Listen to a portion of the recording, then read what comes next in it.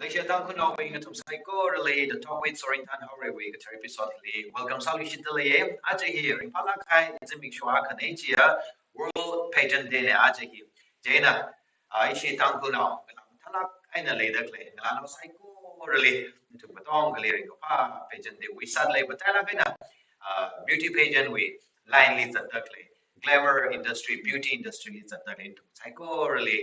ring pa shala mi da lay ishi tangku na wing lam thami tue exiler kapta hangai da leye aj hi wall page and hili sulaga ituna aj tan pe phala kai na aga sangai da leye itumi society we context li ang laga beauty page and contest apang chung khali sa da le zone we no tangku wa shang bu no salaga itungli entertainer sami kala jiwi manga aina itungli thai thang mai la khai aswa le pung la khai kalang lam thang la khai chung kala producer la ga manga cha le chung kala le ba bang de le itung ma bang le beauty pageant host ka sa hi ka tha da salak de le ka chili ba tha de le ka chili improve sa pa pong le de le ji itung tyo me kha chen lai sa mai sa ra kala beauty pageant host sa da le li mi kai kana khangka khwai de lo hot na de le ka kai kana value ma khlei tha da la khui la ka shim shi bai na naw si la ka khlei tha da the jing tha ji tum ka tha da khui tu fai sa si kala beauty pageant li ra ka zang bing contestants bing ji le ka tha da i tum na tha mai da atum career atum we really kala we personality development li ka tha da i tum na ka tong mai la ka tha ji sa shop pai ra ji tum a chi tyong wai ka evaluate la sang ai de le ye je na a chi i tum hi ka chung ka testing quick pai pong le de le ye i tum na tha mai da thuk mai da kala thai khmi mathang mai da thai khoi pai pai da special sala khai thai thang mai la khai guest kani ra ru mi ai le in a nearly introduce some laga welcome sa pai da itu nga cha pa fai sa se kan ka ani introduction la ta ko li ba pa la khai personality kani ne ka da chala la formality sa da in a mi mang la in a introduce some your arwi hi kare sa da papa ga chui hi itu ko dong na thai de le re introductions mother earlier ne ka batala kha ka ba hi miss rupai khuye miss tangkul khuye kalam tala ga na miss manipur itu tangkul na tong na theda ne ji we chung khali mai kya sam ngi tu tangkul na chung ka mai khan ka me re pha pha na ra jang mi chi ti bang chung khaning share ko me wa tang sa chung khalai sala la arwe hi Johnston Higher Secondary School lecture ak sa da le de le ni share ka kanya sa da gwir Edward Zero hi makeup artist ne ahe tangku na we anung limang maning la the whole of India li phau la khai ra ak ne matala kai na Telugu film industry li wa actress ping ali appointment ko khine apa na ko khimning le ya ali appointment ko khine then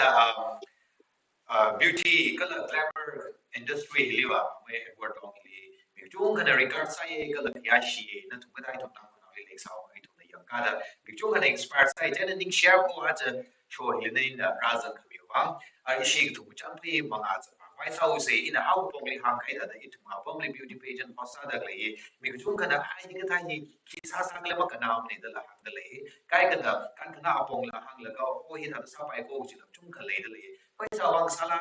or attention wang sala publicity wang sala chiga itu mi siam lak se da sa do ka le yu career options ka thal le lak le chung ka apong le sa re itu chang phi sa pai chen na thang mai da thai pai pai how pong sa da yu discussion with basis sa da in a kare sa da ladies first pa ye implement saura to hila then papa le kana ka saura no we take a really no we experience la zam zam da it we abom hili beauty pageant contest sa da klei it we live miss ka pa that's how miss ka pang da klei no we take a really you we ka pa ga shi ka tha da le li klayang ji you make up the ka share sa mi lo ka la it ma ka sa mai sa sai yen hapola first of all ajon hang mahang pim ni ring phai ile hili tan phai sang ung phai ra gzang hi te ne ina muti wa gi chi hili me hen ru no iling chon mi ru no ke chi la ke te ne ina pageant beauty pageant tu hili hang ngai ve itumi hili hi importance firstly focus sangai ki kan khna sam pangla ja khawa itumi culture itumi tradition itumi value si arba social media hi hina hakla kaina it partake sa de leaw gida itum mangli confine ma sa haila a yearly like anywhere else chithek matili name it thada washung rai re thada itumi ya ka colorful ka sa kham tha tradition culture thada washung ser dak hi akhang sai shinao ngala kham tha tha jina maram sa da hi da promotion akha sa da la washung da le ka khane sa da matai me thui gi je hi pa hing sare women empowerment itumi apam hiliwa haklak hai or saklak hai decision khu you say jika decision making hili shinau bing chung ka mazang sakne ka iban hi ki wang hangai ok la jika hi wangai na hi tha hi na maram sa da itumli include masa yangai na masa samiyar ko sak mi ba ka masa khmi hi na maram sa da mra khali ba itumli la ning teong sak hai atam khra lang bai itumna pursue sak ngai chili fear akana hold back kasa lang bai ki wang la jika itumi confidence build masa hai mada self esteem hi low aina le amo itumba patriarchal society yawgda hi thada ile hanglo ja hok phokwe ne hi le hai thai jena women empowerment hi kharaina beauty pageant hi na maram sada kharaina freedom of speech samphang da le jena work advocacy hi la le yawra hi rada je ena jena itum thada hi thada khaleje thada break free sa khang sak wings khami thada akhaina our sang rock laka hina hakmai thui ji women empowerment we live hakmai thui ji stage akang sai jena itum tangkul shi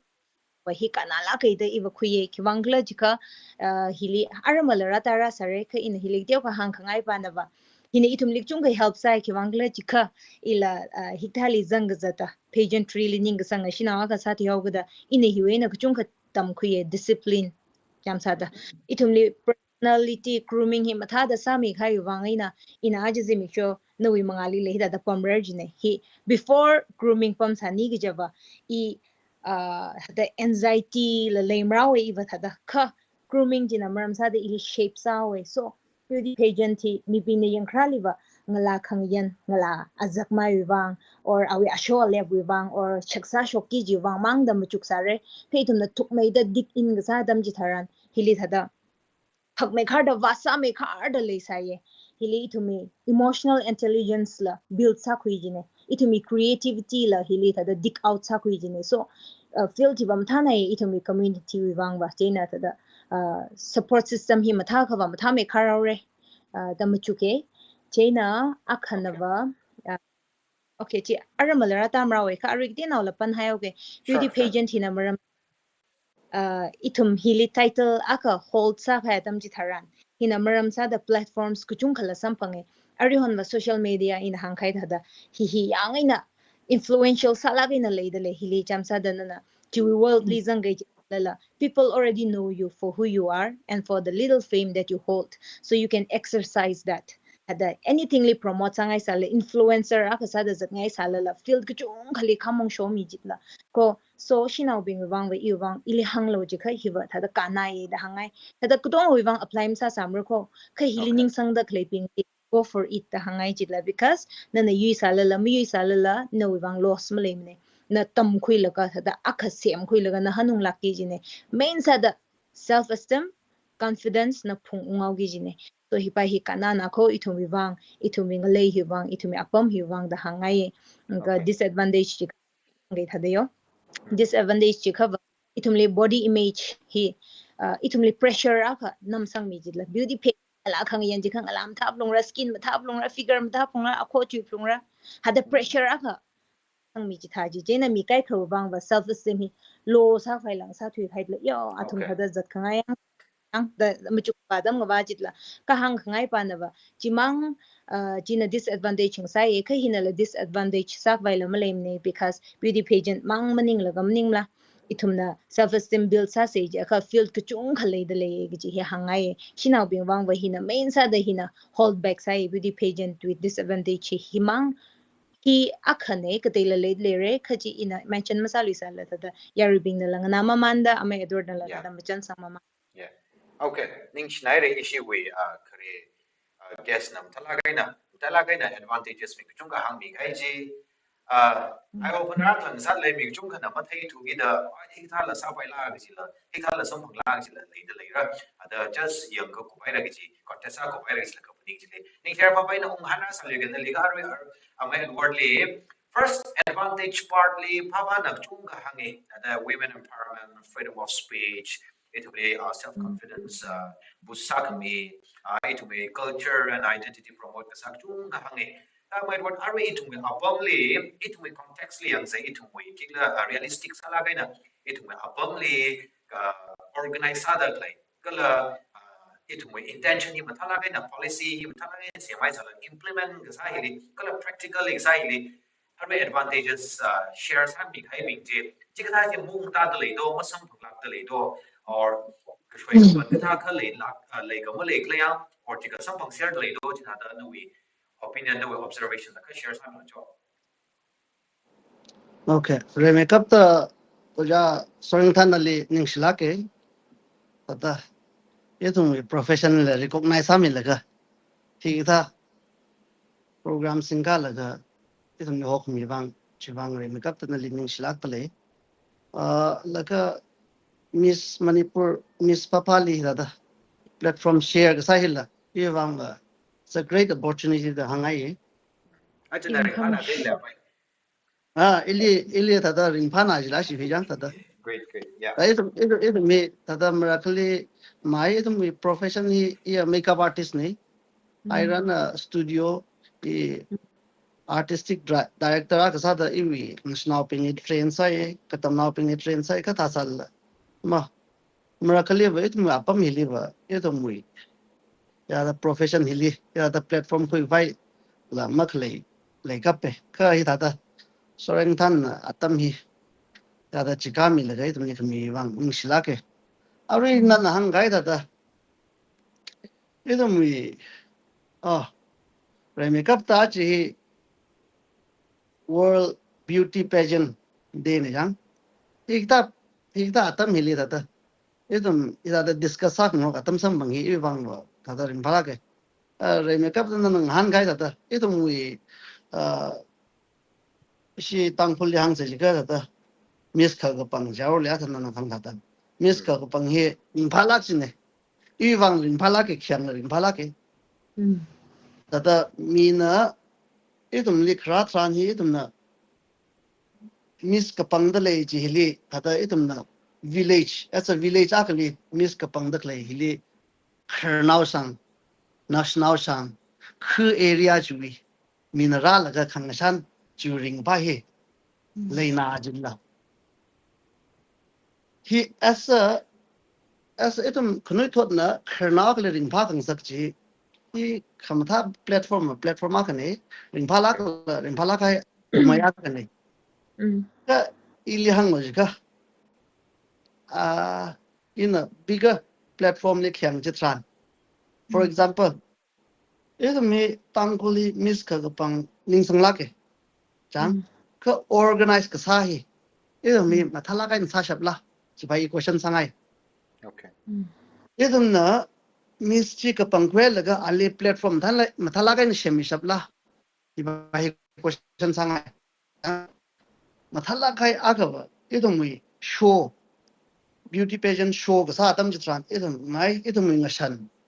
chang itu my traditional attires itu my identity tala kai ni jite iba hiba mathana jiliang aron social media atam side the youtube li changai or reels li changai the instagram li or any facebook li viral sapai very good thing to show our traditional our identity and itu we attires bingi ka jite kamthalam thapa mi china mak jite shap itu we mak shap chi higta small program al ka stake chung hang ba ba mi ke ba youtubers chung le mo yang ka ina ta mai da khyang je tran ari ra chang khai beauty pageant pingi atam le ka chung tam khui jang ma tam khui ne chimning po atam le confident bil sami le atam le social public speaking atam le chance mi le jang mi akali interact sa atam sam mang le atam le grooming atam mi le jang chita hai ka idum na tiaw mai ka organize la ka mathala kai na atumli platform ma mi khar ba chili ba as a thankful as a whole one miss thankful there should be only one miss thankful okay chili miss repai miss sing show or miss ka aze miss ki ga mang volume ne ka miss tangkul a kamangin only one miss tangkul but hili itum na grooming sa ta mi mathala mi laga adang miss ke tetyo kapang cha village level line or area level line kapang cha laga grooming atam khami je chiba live one miss tangkul only one chang chi kapang khui laga atumni grooming atam hila mathala ni mi chang mathala ni phaisa invest sa chang ku bhai laga after this ana miss title sam bangsan chiwli khiwara chiba he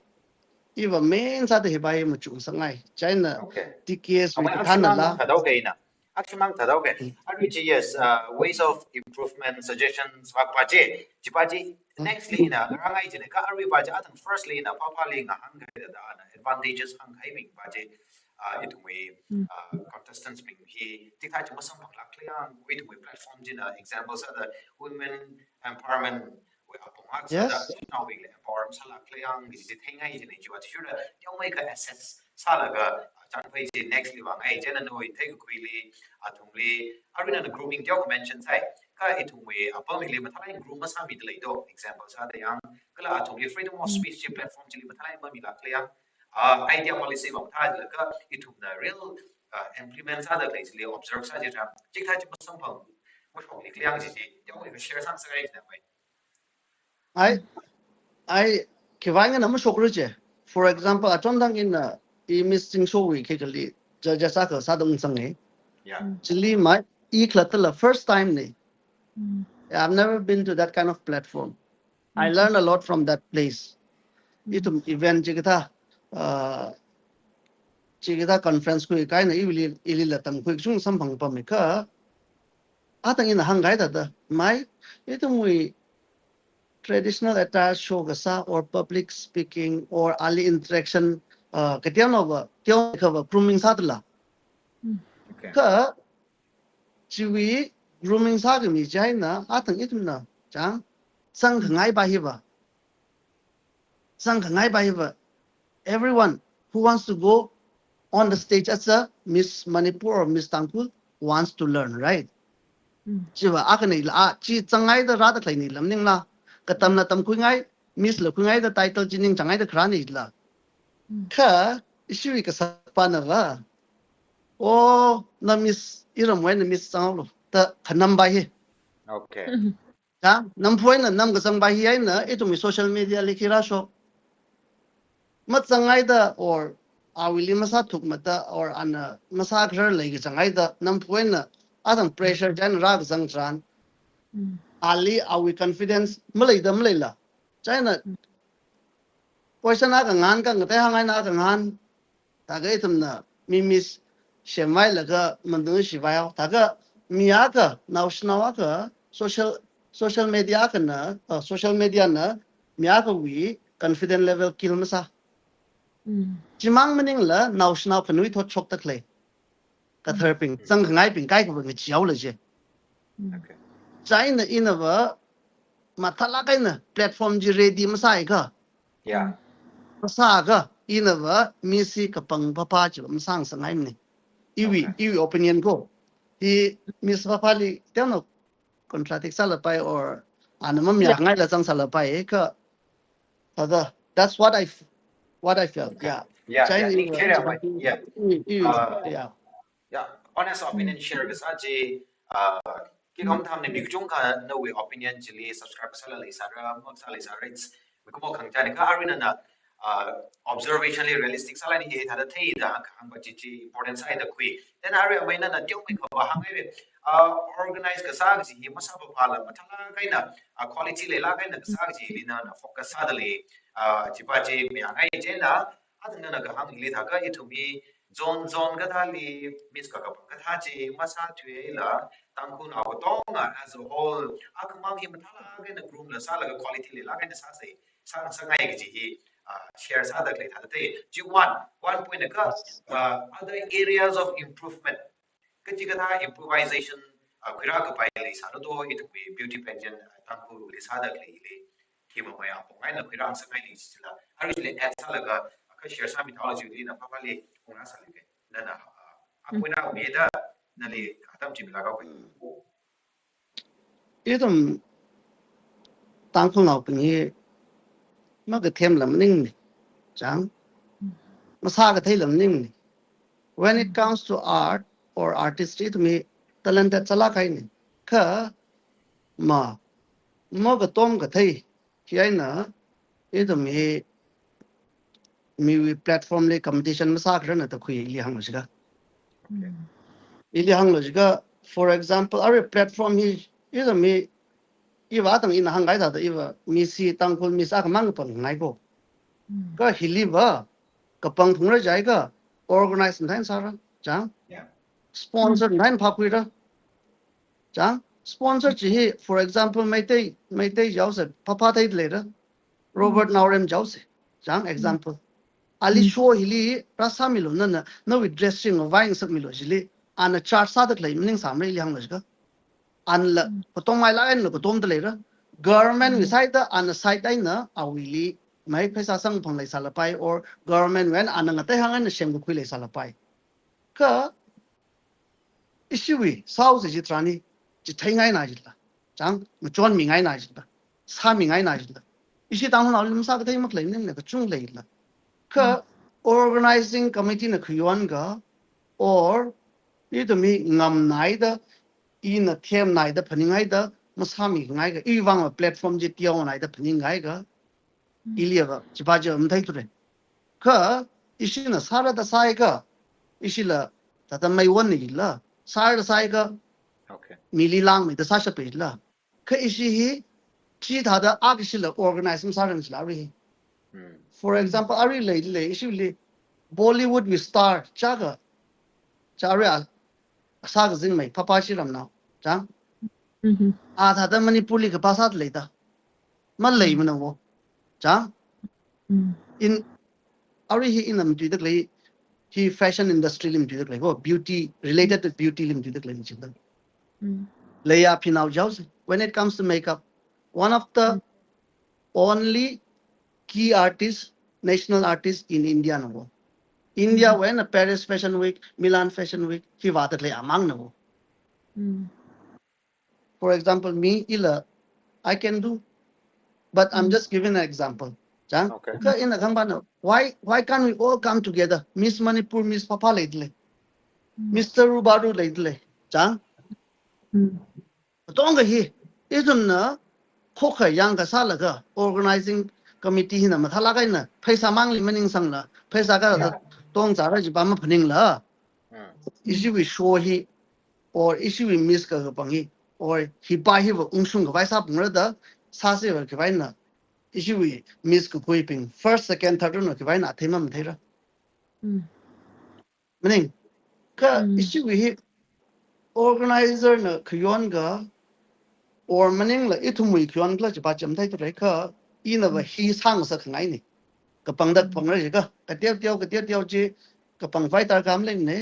ning sang bung ka song sim na miss mr rubaru khwali ali ara mr rupai mang wam ne mr western we or singso we mang wan amma chang nei la tal a mr ji khushap le la ka ba aga miss tangkul da as aka mang ka pang la ga isina grooming ma thala ni sai ka for example khiwai na athai mam thai mer la ji nei na thang thang mai pa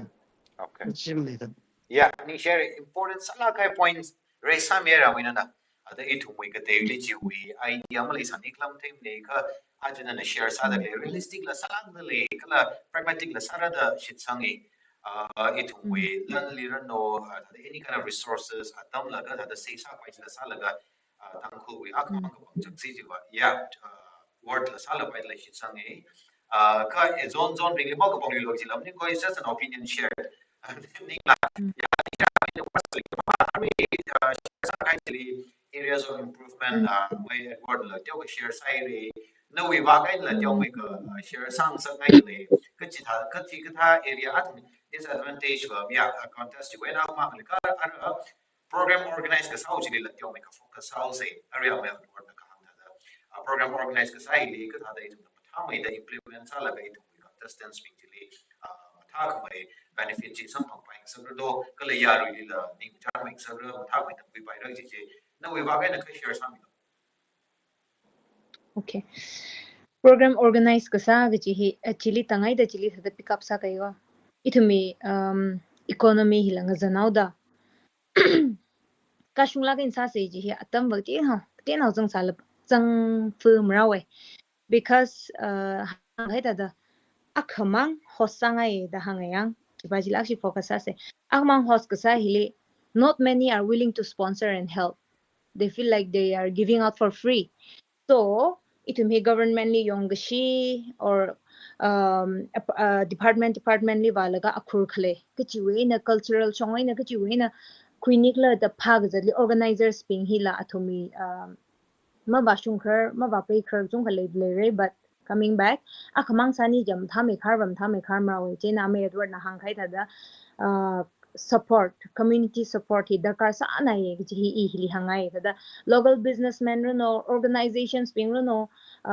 chung la bai teo mai kha event partners yu mong ina contribute sani ge jaba idum hi thame khar re judgmental masa thu haila ina akshi da phani ung jine itum na miss contest hosara ja tamni kada da jikha platform sa bai rikle hinao bingli commercialize salaga da hangde jine ina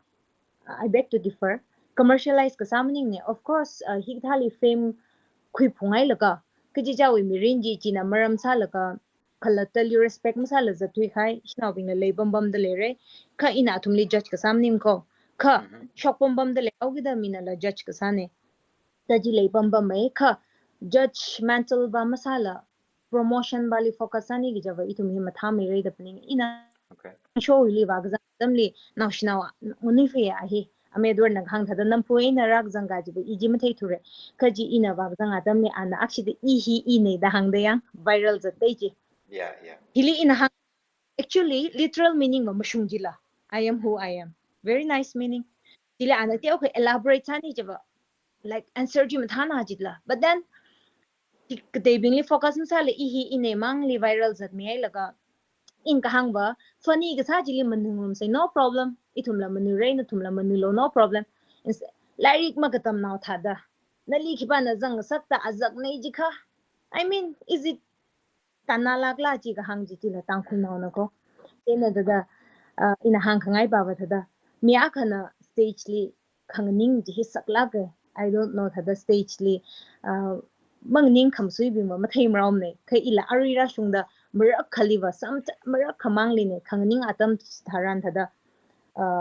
nervousness ke ji iba pak bam le me khamra khali nga bai thakha naw shinaw ba ji bang male mra jena Yeah. thada in hang khai pani ga sa jili manung room say but tui za ka shi hang vai da kam sam ne jin de in hi opportunity hi khui laga thada akhala pan la ka ina hili mi kai we feelings were hurt sour ka da ili pyom itumi social media platform Facebook li tangkul troll da ka leide Yeah. hi iwa ji remember meaning ne chili sa chung khala jang da le re jang da le kha phyo mi lo but ina hang khangai ba ji da hang khui ge iwa jili ma jang ne but chiwi aina ko shock yang memes pingji face WhatsApp li rak tala WhatsApp group li rak tala da sometimes character assassination la rata chitla so I was like, hey, ilila time to time say, but I have learned to cope with that. Even the problem later, I don't care to get judge salary. I care, of course, why not? But I don't want to care anymore. Jine Ivanova, ka coming back, is it really needful? In hangkai that amay pak milay ana jokes. I mean sense of humor. Hey, azanga kharjan hangdal. Itu mingpana, mingpang rume kibat leaning sajumne. The jid hada maintenance sa pa imlajinda. Example, arom bashi jose arom jikada na sumpaptat liya. Atumwi private life atumwi road camera chokte le itum ki wang thai achi khla ta social media le expose sa je na tala tini ina thada appeal sa ngai ba ba sapai kha itumi community hi sapai kha itumang itumi problem ji itum khla ta sapai kha solve sa khui laga thada mahai pai mla instead of kudong na yangrang rum lam ne shigi ji leba or tangkul troll no problem khale ji ring phanai ring phang rum khbai ne kha chili thada ki jak shi he ya hang khbai ji kana lakla ji question sangai and then me with the kashijili na ring pa sam pang dale ka I want you to reflect on yourself kibaji iba hangai so coming back he to me support system he week sana je na ne da hangai ko Okay. je na miss kan kang ni re ja dam itum na grooming sak me dam itum na ki hang role masak vai salo da phaning zak zak lage answer salo ya the sai sala ki khama tum ready vasami but itumi mental health arihon being arihon generation the sensitive sanade that is why higda hina maram salaga suicidal thoughts playing rock tale suicide la shock sarai na tum itum shasar dele tangkumang limnim ne ayar bashung da higda hina maram salaga suicide sang rock haile phaning malo je ka hipai hiba itum na ba phapmadar jitla ka tuklagin phaning sei je ka mental health is very important chi wangaina shinaw akhana stage li ning dele akha support samilo da hangai kai khana ba thaka chikta ji handle sarar mai ji ka mang ning ridla tala question sam rawe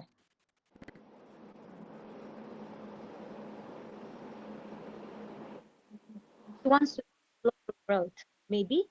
and then mi akana ali ta yang explore sa ngai tam tiang khunda ka fu mi ai khaba we grow chi ji we na le ra chi ba ji hangai chi na ways to improve li to focus sa da le ni ina ra phang la le ka support sang rock sei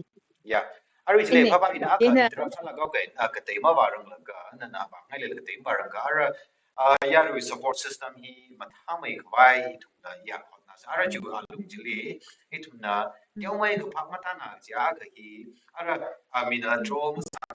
mina la mam na shi khwai thungla la ready ka sa hi da important la sa with the groom ka sa ga ji ituma bamli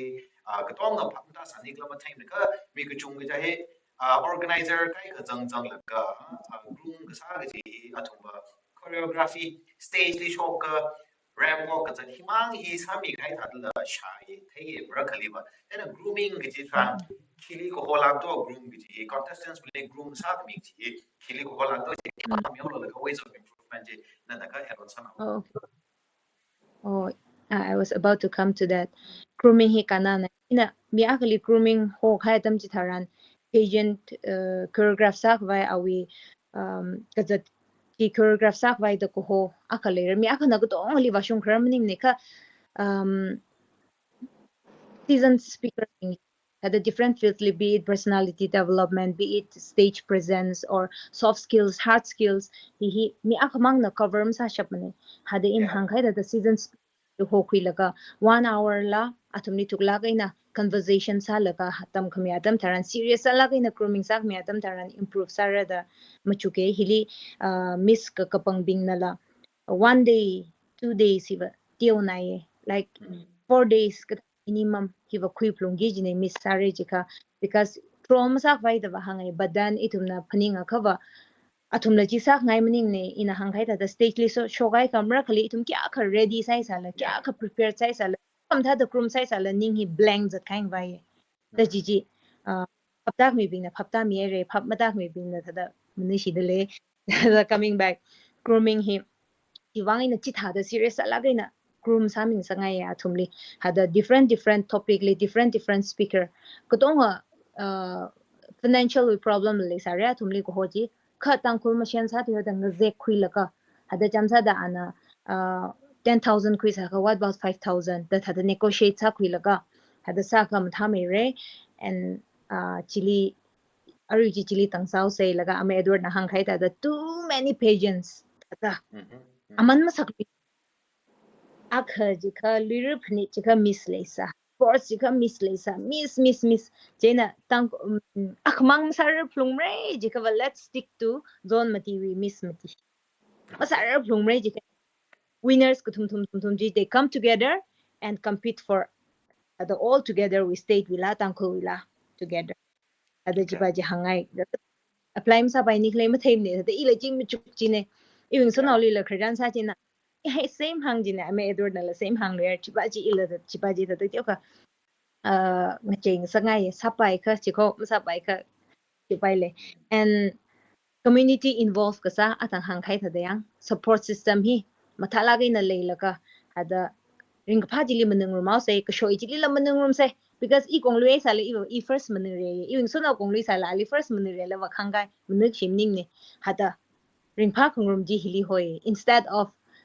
kachang khat in a sarcastic sa laga manu shi jing te ye ti zak shi hang laga yang chipa ji sabai kha ji I re sabai kha sa laka atumi talent atumi skill chili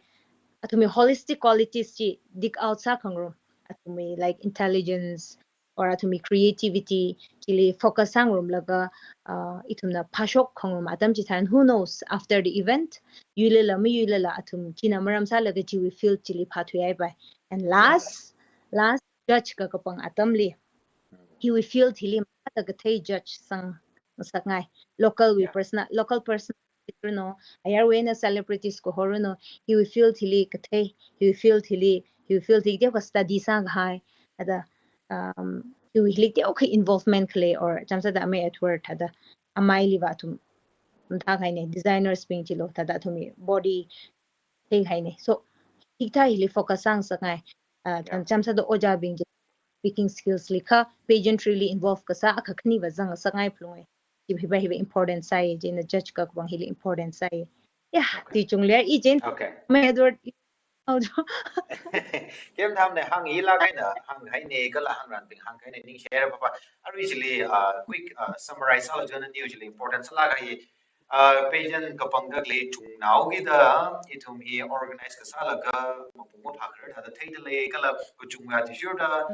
resources talent fund ka bai li ka chot mai pu pam da le jana quality ma le ra da thei da le ya cha ba ka dei li ma na la miss ka pang wi chi ma ka organize sa si ji ba quality le lai sa sha ra ka are usually resources mak le wa atam mak le wa ka sik adam le ya ting le ka thir la ka shop da le lu sha ka ya ka ithum le practically mak le sal pa ka atam ka ja ti sure da ithum ka che ka pai le sa ka chi sa kai da le ka grooming gi le grooming is in stage we want pang maning la contestants badly are we way forward mirin octuba easily our public speaking our confidence self confidence our personality development anything ali hada currently na hum phun lui ro le ko tha ka thai ashina class ro khui mi daily classes khui mi ji ba ji ma thai da khui just even at the monthly ram walk mang tam ga stay choreography mang maning la le ka to no ma dui the practice ha sab ji kala expert ka tam ka ji important size ka tam take away title ji mo khui sal la tam ku shi ku ji important size da khui yeah issue areas of improvement in positive sala khui mi organizers ping la da request sangai ya to khui mi ra da shit sangai okay ara ame wordly umai da le industry hi no we line ni la chat pai da le yogi da contestants being details or very pageant truly gazang being he title khuila la ma khuila la athumi career hi athumi scope hi examples are the papa ga julo ba step by step ka la till the state level thala ga na platform je title je ka khuila le kala awi ning jang ati sure the profession it choose la ga chat still are la he entertainment industry li friends at bobam de le and a career in hidi ka hang chan examples are ila miss hi we hi ne je la ga da july li wa chat ka pong kai la tha kala mangal mu phuma pha pi khar la tha kala organizer ping la ji we shong pho ji family la ma thai mane kala organizer ping la yo ma we ba khui mi pai hi khui mi ji tha la ma chu ke kha ji mak sa thai ye jaina mi kai ga hi khata hi ma hi sang ga ta mo gi ja thang pa ban hang ga da mi na troll sa ba ga ta om ra ji wai na sang ai la ma ga sang chu le le kala career option hi ma ga thai wi wa ngai na ma ba ga sang la chu ga le ba ka career option si ma tha da le ga ba tang ga la just di a za wi ka test ma ni la personality ga to ga yang ga sa sa mo je na sang ai le sai je na wai na career option hi scope hi ka tha da le mai ji to hi wi industry li ji ka share sa mi Okay. Itong we beauty pageants right na main sa the technology ka itong we modeling chire liang. Modeling is one of the right profession at the hangai.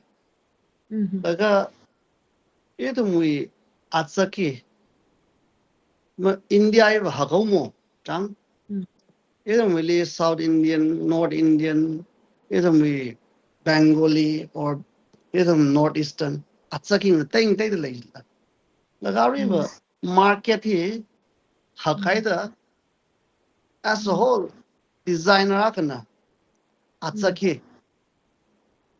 model face na the same Bengali look chilinin changshon jimning na ila. Yang marakli atum unique sala kai itum features ay ning changtale which works for big designers laga or hakamay platform level atum ne Indian face mang yang da claim ning ning da edum we atsak edum Asian edum we Asian looking face la ning chang la khai ni la modeling li ka hi Nagaland na aka khini na sai shan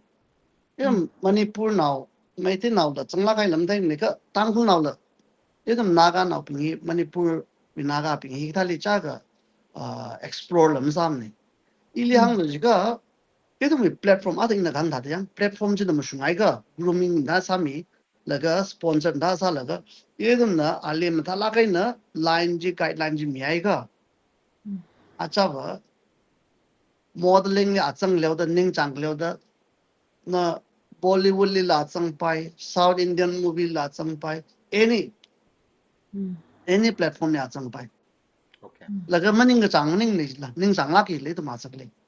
kai to mi khang chi ka tring or platform ma pha khu thai hi le dak le ni la or let's say chi modeling bang ni chi ki tar ka sa idum li chi ga platform sam bang ba ki tar ka sa adam organizer kham tha tar ka sa la grooming thain tar ka sa tar ka sa la main sa da idum patient ria ka ki ga sa re jai ga dharai coaching ma mi phung ro coaching ma mi la just miss ka pang ba pha jai na ko shoi sa no idum muli miss ka pang ra jara stage ba ka chi background ma ka chi lighting ma ka chi background lighting aklam than le mi ji pa we kham tha la ka thai rak le la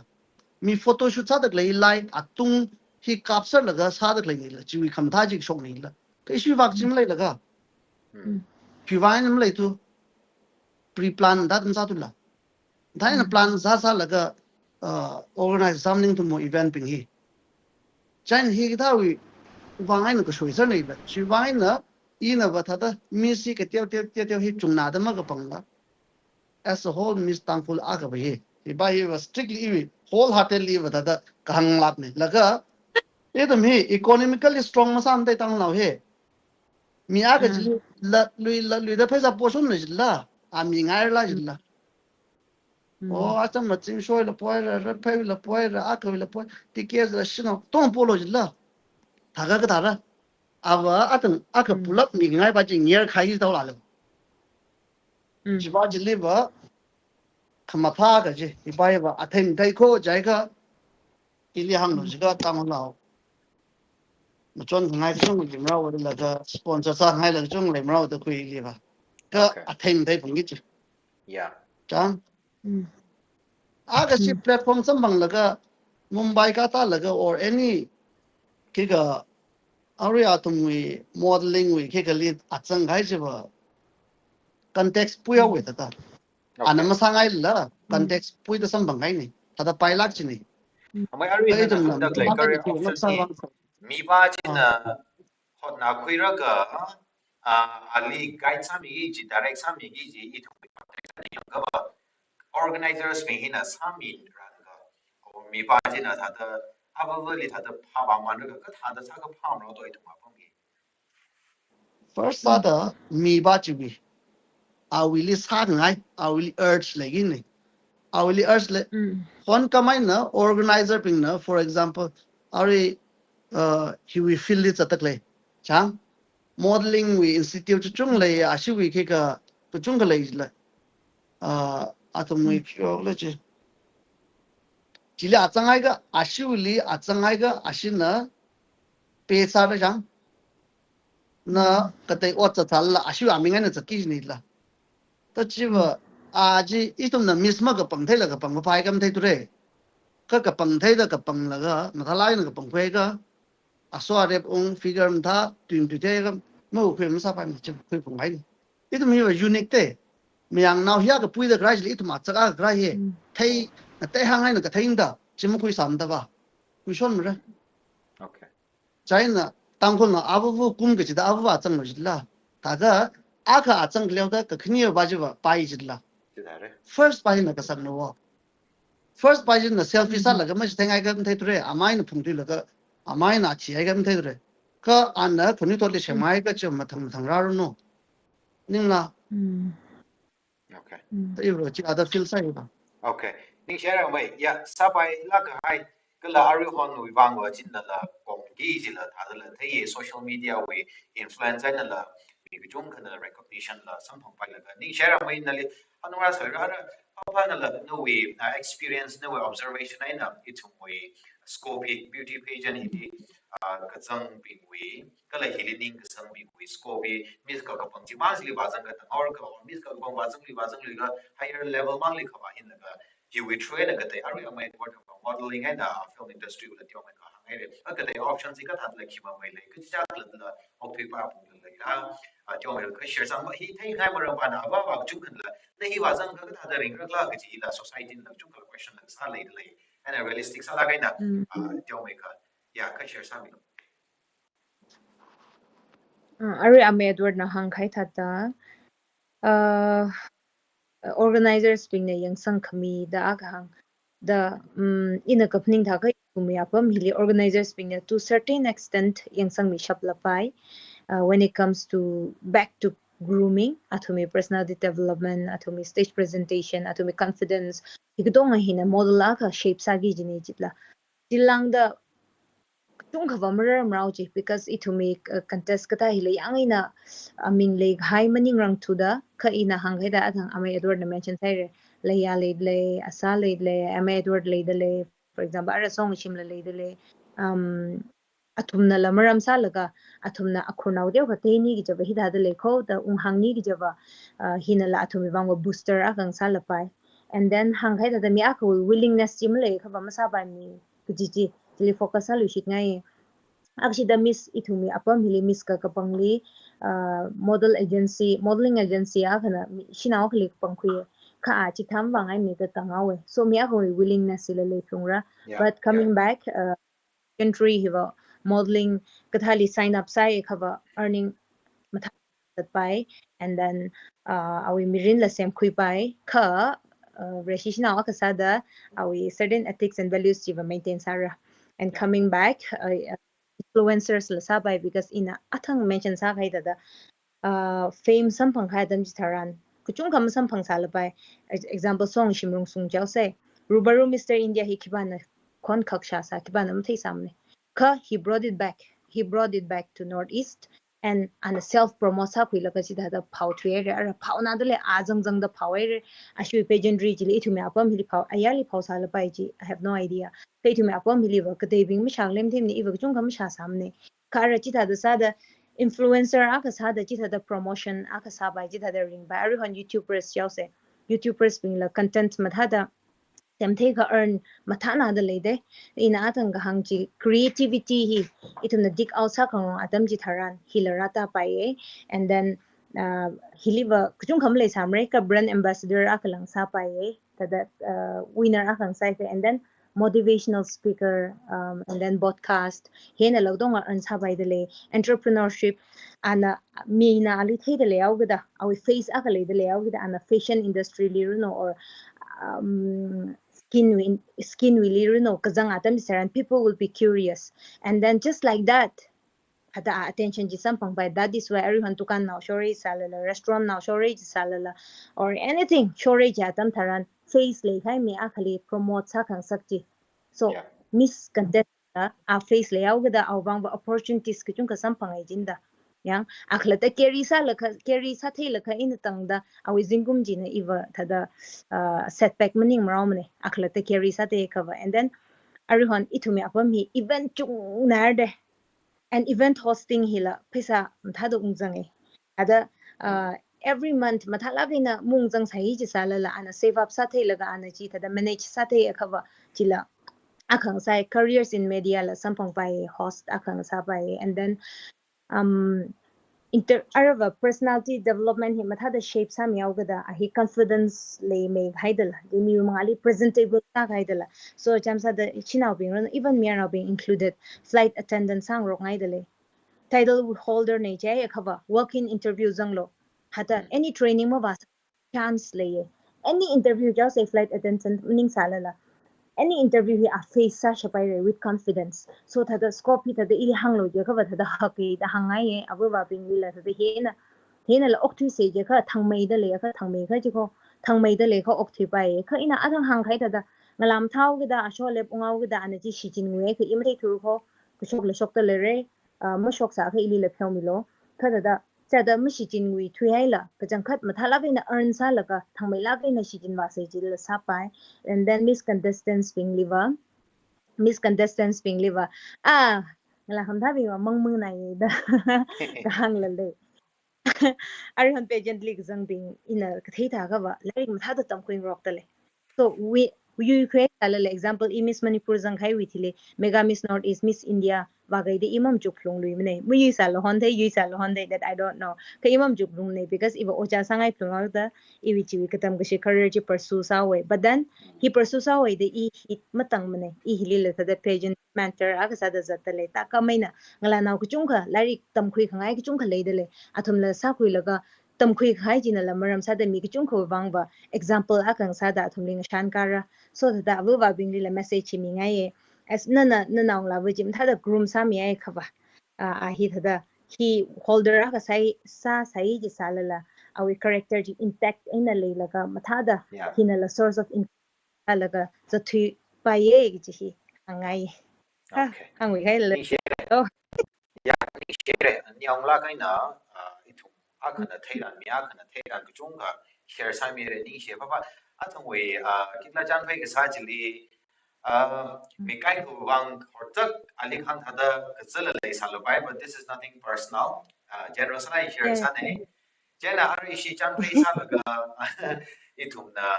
thailand barang chung khanani na share sa mi re kala hi ba hi ina ari kharjang sa li thei ki la nani na wholeheartedly pour out salaga hang the leji appreciate sai ji ring pai not just for here say the mere say the hang pa ji winning la kala sharai the hang pa ji winning la nani na ground reality experience salaga kala ma ye ma ka ma mai sa ka bai sa ji hang the le concern like hang the ji shan ku ji chung ring pai then me yang da le ping sa shan ku le de shi zang ya bi shi chang pai salaga yeah if we show in the questions prepared sa actually first time sa with the healing a chang over jena a chang pai mai fai ma tha da ku sang pai mai ka hi closing remarks sa da ma ta la ga na ta ma na dio ko ba mention ba sai re kibla itong chili contestant sa da ba ga zang bi ta la ku yu bi hi atum hi na ara dang ku represent sa da zate area ji we kibla image na hi ji we identity a sa da zate jan mi ba mi bi hi atuna our character ga sa da carry sa ariona publicity ning changa kai mi lam chung le ogi da plus social media to mi li cha sa ba pha ji la ba ya just to be popular jan hi li mi kai khana character just sa kai na ba ye just masa lo da la kai khana ha ga ta sa la ai itum we apoma ko we area ko we community ko we image so with the hipa hi la carry thalai sang sa dai la chung khan la pani ge share la sa ba mi jan ma word hili base salaga hili base salaga itu pingala now ping hili nana ka tha da hek tha ni chan ki da le ka thang sang ngai ka tha da chan sang ngai ji na closing remarks ada ka share sa mi lo become the way for the okay ada etam we beauty pageant we ntala kai na ili shop tak le bingi atsa khamta ningai khamta sware kung ningla matha mai idu mi ku sui wa chung le da kim sam hangra chi dai salal da etam me ma we wa gya ba etum na ninga chang comment sam phang la pai chakashi comment la ra sa la pai ka etum na strong sala ga ne jam na pageant je hall sa tran je iba shina ga sa da khang chi lam lai sa ngai ne mier now na tùy pai cầm tùy lấy sao là pai chỉ lý sắc lắm khuyên sang ngay mình khi vang lên cái thùng mùi trend le tăng khu vị khang trái na mili cả ta trái khang nào gì ác le chỉ lý serious lại mình khuyên là cái profession ba chỉ lý na nằm thala cái này yang mà là cái strong sala cái na à thằng na nằm tùy guy stage lim tùy guy đặt yang women empowerment chim thala cái hi chung cái hi không tùy này lắm nhưng là thì thái này chỉ utilize sang ngay cái hili relate ma ka sa ka la ina tada audience ping ne aka pongai idam tang la ping ye tada ilang la ka tom ka te bat la ke for example our miss papa jaus miss papa tang la li cha ka face sam le ka mai ti naw li sang a phang tran miss manipur ne miss selfie am tang lo min na she chang khang kha ka thei yeah i dum tang no cha ka lim lai mai mm pa followers chung ko mai te no sala pai ili hang no jika mm dai i dum tang no i patom ka thei te no ba te China for example tango legion amei tham so jaw se our rubin ya chia ka pau min na yang ka la ke tum follow la ma sa mi ra yung wi la ba ga na ngai sir follow ma sa mi ngai example ji go hi Mr. Rubaru ji se a Sikkim Arunachal le khwa tran min na hiya ka kaw da ali kya shi da ngai khoi tang hlam na thai mi ha ये में कतों कथे खवाते ये profession aga sada mai I professionally kya ka lo da ka kya shi lo da ka pomning ne ka lai ka tham lai tam ko ya la ka ye cha wat sa ngai ye cha profession ji ye cha choice ne ka officer KZ officer IS officer mang na ki ka mning ko ji ba ye iwa theng sa ngai la ga ye dum khunui thot sports lila any profession shok tak lai pingi ko tom sa de Instagram sing sar le Facebook sing sar le chang social media tam ne follow ka sa jilin na li sa zki am lai sala pai da pui china tang ho na pingi tang ho na machine ko tom thai meng rok se bai I hang sangai kili relate bam sam ne ka in hang yon gai chang sala ta da ka pyo mi lo ning shlai yeah chi ni wi la aja nani ka phèo mi lo cái chuyện nó tầng thon de lei go i khang na li wa hang kyon che ba ba je che ma zang de lei ma nei tha da hang ran bing la tha da ai you ga want na to shi try bai to shi share ni sa la nei yeah ai ka thei gi ji dar kar sa lag la ma ka tong lo I mean ka tei bi ni na la I la ma ka tong thei ma nei ji bing na na shi lei re ya ka tong thei bi mo na shi re je na ka tong thei se ro no ni share re kingla pa na la no we closing remark originally nan lam ta la ga na chu chi bi sami lo mi ku chung kha yi we li zangai la ga ma ga zang la ma zang khar la le ka la zangai la ga ma tha ne ke ri sa tha la a thum la dom tha la platform kha wi le a thu li a ji patent de sao bi da a thu li be sa la ga closing remark ye ka mi mi tina ma me edwardly etsa sange ari ana follow sak mili share sak mili ma kai ni ji ina le ji ke khui ji ne example ara chan chu wi hangau se ala ara pageantry li wa da ma ya la khaya pam le ka shung hai ne da arom ba she akhana la awi takam jili ba de ak shida the support hi itum ta na na chan juli khamili wa tangkhul mission ali khamina chungmei jitla so I ta da ji grade the longly la shares ha jitla ina hi judgment hi wi sa ga li phyo mi no kha hi chang hi wa I mushum ji dai da I mu chuk ji ne chu pa no status yang hada athum jang ji chan ju ya tam li wa very rare sak mi la le bom bom kho thada ring phana ye kha da support sang rok sei ji hi thada hang khangai ni wa and then closing remark of a pageantry li kazang hi very risky sana ye and iwi example in hanglo je cover me tipai lo jong ko posha ye because if entertainment li lazat ngayao church we activities li lazangao je the both entertainment and church activities li kazang hi iwi individuality li la question sa ye iwi kring khrag li lo jong ko question sa ye da I in a later clear ok thui chong we relationship no rally relationship clear no jiba jiba ra we judgment ya ka in hang hai ba shina wing le hang hai ba na ka ji ja we feel this at the ka entertainment industry hi kwangin risky sai jaw khla ja kha we are exposed to glamour world had a world of entertainment and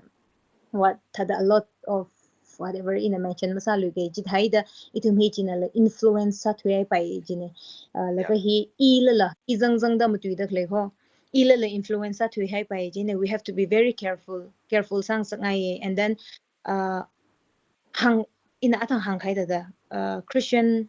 china aka sa the Christian girl aka sa da nana ki sang yi nana kim sang yi na we ethics na we values ta da maintain sang sangai and then nana he will feel liz ngai da le cover ili lang han pai I'm here for you always here for you Eva always open tanjula le da le hada kutong le da le tom le da le name it thada approach sa ngai bing le salo we are always there for you and then na khlata low self esteem na we low confidence build masakar jina maram salga na mawa zangda le mne je ka talk to us hada I think I'm a good listener, and if I communicate sangai na thumli, Jane, I will be here, and then if we number but hada ame edwardling han lenyo sorin than awi hada chili awi do YouTube channel we ading ding hanai sala nanali personally da chora Yeah. ada itumli approach to the hangai because you've got that potential we're not ang kanji tangkol sinaw ping da sa thela ke organizers ping no da potential le ji ji na tumla potential le ye na shongfu ji pha khui la ka zat ngai de le kha bai tumli approach samilo makeup we no ame dor le approach samilo YouTube hi shongai la ka content ka da creator ideas ku ngai ka sorin than le approach samilo coming back to pageantry adang la naw ping gutong hi khamatha hi ngra cha sar ma chim ne it's how you carry yourself nakla ta kya khamatha da confidence ji leilaka na we self esteem build sa kul na ga da carry sa khla chili lei haine chili chili answer bag sa ji ba question answer round ji ba itum nak chung khale help ma sar lu mayang na to na ba ji ba no presence of mind li chung khale haine but if you're interested in this field feel free to go for it ada let nothing hold you back laka abu wali la hangai now na zat khangai chongfu chili ko to milo na thum na khun laga hayai ka ba ana break free sa thang hon ji ba thada no we na pai thau gi ji ne chena ana zat khangai chili na jang jang da kai cha laga zat milo pageantry really no anything entertainment na nam sang sa khangai zakshi ot chin ko hada hita career we pongli na jang jang da ali ha tam ni man da zat na sa ka ba thada shine sa re gi chi hi closing remarks sa hangai themrek nai re yang ka I e da da ti Hay ya. mani không đó Cái cắm thì làm nắm thêm rạch làm để cho cái bạn lại sẵn lắm khuyên mình nhưng điều vậy ta mới nào mình hạt lại Very- nhưng chế này papa à mà Edward nên là lùng sang lá cái nè ishi tang ko nào học sang reason kabai da concern này lá cái nè nên nhiều atam schedule kya cái tay sa sa là aring ya ni đi nên là atam ko shop mi da itu ni concern này lá cái nè tôi không tha thằng không mấy tôi là cái là visionary này lá cái cái chung share sa mi ngân hàng quy ngay bình ngân hàng quy cái thế bình cái là ngân hàng ngay bình mà cái na rồi thì thế là anh chị nên là share sa cái thì không ta thêm thế là rất là shit sang ấy cái platform li discuss sai làm thay mình hay cái nhiều platform li và beauty pageant we meram li hina kering sa sa lo pai thế là ada ngân hàng quy là palak the le trong areas of improvement of chung cái le tang ko na mga ka sa ra da shit sang ấy cái là mặt ta la cái là nó thùng clay we wang ấy na nó thùng là inspire sa mi mo man cái là nó thùng clay wang ning hang mai mo man da itu hi thak ju ka mai ka ra da shit sang ấy chen ning shi na ro bo na ni li nextly ara you try na ni li la suggestions advice ko chung ang han ra la pai kan acha hang kai na ni li ki pa la ka ma khalan pai ma ko ai khalan mặc bi lần ga ma bi ping jin ni li hang ra bi lo ina ni li bi jar sa na ora jana ning shi nai re acha world pageant day acha na ni li ma yon mu rum kai ni jana ri pha nai ra acha nyang ai ra word tired the queen ning shi nai re nextly la itu ri pha mai chan phai sang ru shit khwai sa se ya ru na la chung kha demand sai na ni wi chan phai ga sai na phala gi chi jana next is sa lu phai sa ra topic cha le ning sai ru ko kala ach episode hi ya mi khai ya ru sai ko re la chung kha ning shi ach mai word na pha pha li chan phai sa la ga itu na thai khang yi thai ran chung kha itu chan phai sang ru da thai khwer da shit sang e kala ani na share sa da le dang kun na le she da dang kun na le ma thang sa ngai da new experience a new opinion share sa ne ga chi ga thali cái gì ta là mong là quy mong là cái ngày sang sa cái là phiêu mi lo cái gì ta về opinion share sau này cái phải cái là cái mình gì là yêu cái là hàng ngày đó lấy cái là in đây là closing remarks là một tí point một tí này share sang ngày là mà ta là cái này itu beauty pageant organize sa được lấy itu organizers mình họ na là cái itu mình mà cái này vào lúc là lấy cái sa là cái atom yang chỉ cần là cái họ ta là cái lấy chỉ appreciate sai ning shi na tu mi klei ma ngai na I tu we shna we tu mi kala na li chung kha apre sa mi de le e tu ya ri la entertain sa mi de le ja na tu effort mi da le chi ba ning shna ko ta na value le mai da quality le mai da sa hoi la hon na le se ma tha ji le ma tha mai khwai apong la pha se kala ari share sa khai da the areas of improvement share sa khai ji le e tu na khui sang ka pai le la chin na khui sang la ka improve sa vai pa se hang da le he na tu tha da sa le ne da hang da le lo ning ne ka pa tha mai da sa vai ka hang ni je na khui mi lo ka la organizers being the matai la dai na ek thau area li chadak le you feel li chadak le bing li atam jida ka sang bi lo ek thau organizer sa ji try si at sangai de le ka ti thau feel thing te o gida jili chadak le bing jina thei me ba ma we chen ji bing jina valuable advice or at service mi la ga itu thak na organizer sa bra ga ji shi sangai kala ka khania le itu we contestants being li hangai ek thau li sangai da le bing khana li sangai da le bing na thumla exactly wazan ka prepare sa ka chak laga atham share sa ga the willingness chi malai ga nak latali chang ngai ning chi malai ga ya nam phu nam phasa la ma chang da hangai na hi mi ka te na no wi kharcha da tong ma thei thu gi da mi ka te wi bang ma shi shi ba sai ba shi ne ka tong ka bang san zai je bi thu mi ku ning chu mang rai cha thu gi da crash of pai na li je na itu prepare sa chak chak se jang ra chi ka wa kala organizers being the group sa mi je ma tham da sa mi ro no ji expectations le ji mang wo ji la itu hei thau area ni chatak le you feel ni chatak le bin thai na sang wi la ga practice again and again platform ji kya teo sala you biggest platform ne da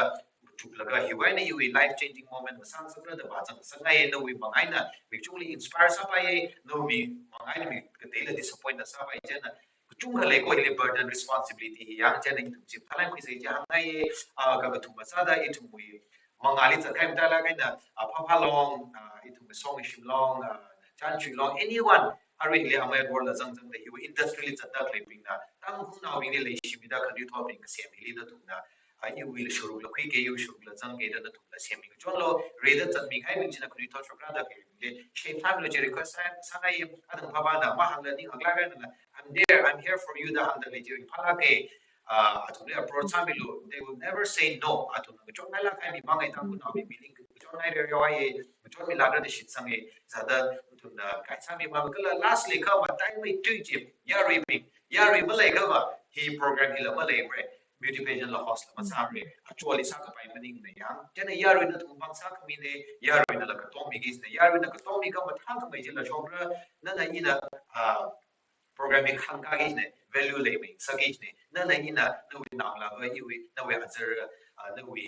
ram na ji le khang ka gi ne no yu wi bang le le kham thai na viral chang sak thai jila no bang le yu bang le le za khian za chai jila no yu bang le le yang je na kham thai ni shi jin se social media le dak le la let us enjoy responsibly itum kekla